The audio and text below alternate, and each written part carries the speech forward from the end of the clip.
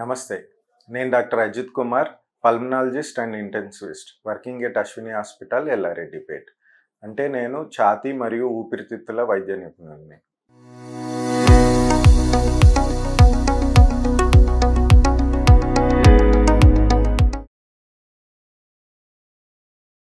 తర్వాత టీబీ వ్యాధి అంటే క్షయ వ్యాధి మరణానికి దారి తీస్తుందా?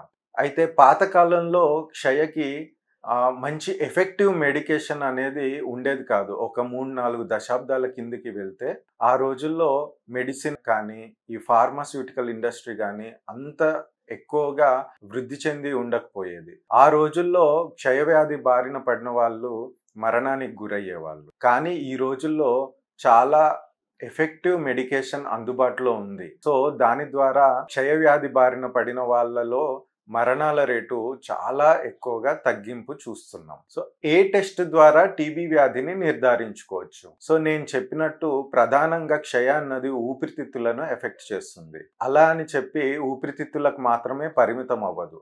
ఒక్కోసారి మెదడు, కడుపు, ఇంకా ఏ అవయవాన్నైనా టీబీ అన్నది ఎఫెక్ట్ చేయవచ్చు. సో ఊపిరితిత్తులలో క్షయ వచ్చి దగ్గు, తెమడ ఉన్నవారిలో తెమడ పరీక్ష ద్వారా మనము టీబీ వ్యాధిని నిర్ధారించవచ్చు.